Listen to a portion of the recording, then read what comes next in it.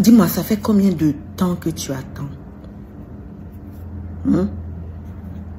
Tu as ressenti à cœur ou bien le Seigneur t'a parlé peut-être par prophétie, peu importe. Il t'a convaincu dans ton cœur que tu vas voyager, tu vas voyager. Tu attends. Oh, tu vas te marier. Oh! Je vais te donner des enfants. Tu vas en sauter. Tu attends. Depuis là, ça vient pas. Oh! Je vais t'élever professionnellement. Tu vas avoir un emploi honorable, un emploi de gloire. Tu vas avoir une promotion ou, je ne sais pas moi, tu vas être relevé socialement ou ton business va décoller. Et puis tu es là, tu attends. Et c'est pour ne pas arranger les choses. Hein. Pour ne même pas arranger les choses. Là, toi et moi, on est abonnés à tous les réseaux sociaux. On ne va pas les citer ici. Et puis tu vois ces frères et sœurs chrétiens rendre des témoignages. Oh my God! Ou bien même ces frères et sœurs qui ne sont pas chrétiens. Peut-être on voit de devenir ou même qu'ils ne le seront jamais. Qui sont élevés, mais d'une manière qui te dit, mais Seigneur, je ne suis pas ton enfant ou bien... Il y a quoi? C'est comment?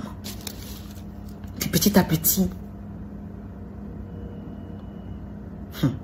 dans tes prières, au lieu de regarder vers le Seigneur, comme le dit le psaume 34, d'avoir les yeux fixés sur lui, d'avoir les yeux constamment fixés sur lui, tu commences à murmurer, à récriminer, tu t'impatientes. Pour toi, dans ta conception à toi, le temps file. Tu te dis, mais Seigneur, mais quand?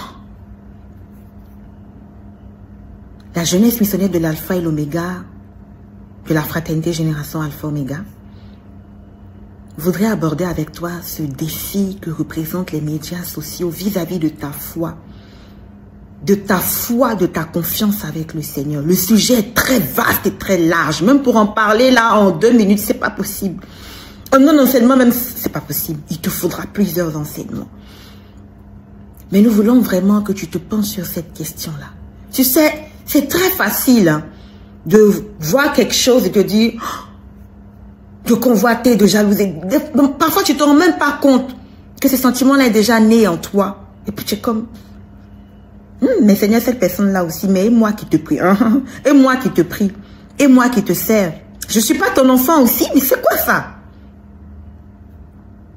Tout est fait dans ce monde. Je dis tout est fait dans ce monde pour ne pas que ta foi envers le Seigneur non seulement commence, mais qu'elle demeure. L'esprit du monde est réveillé. Et avec ton concours, je dis bien avec ton concours, il va tout faire pour faire naître en toi cette jalousie, cette envie et de te dire finalement, mais Seigneur, vu que tu tardes et que tu ne m'exauces pas à la vitesse que je voudrais que tu m'exauces, mieux, je vais faire de moi-même erreur. Aujourd'hui, nous voulons t'exhorter à rester ferme et fixe dans ta relation avec le Seigneur. Je vais te lire Proverbe 23, 17, 18 qui dit « Ne sois pas jaloux des pécheurs, mais respecte le Seigneur chaque jour. Alors, tu auras un avenir et ton attente ne sera pas déçue. » Mon ami, ami avec E, ami avec I, ami jeune, quand le Seigneur t'élève et t'exauce à la dimension de sa gloire, s'il te fait patienter, c'est parce qu'il y a une raison. Il veut travailler ton caractère, travailler ton attitude, ton comportement, afin que lorsque tu vas posséder la grâce qu'il t'a donnée, ton visage, comme le dit le psaume 34, ne soit pas couvert de honte ni de trouble. Pour que dignement, tu puisses non seulement posséder cette grâce-là, posséder aussi la couronne de gloire qui dépose sur ta tête, et pour que tu sois un sujet de témoignage à la gloire du nom du Christ Jésus, parce que le Seigneur n'aime pas la honte. Si la grâce tarde, attends.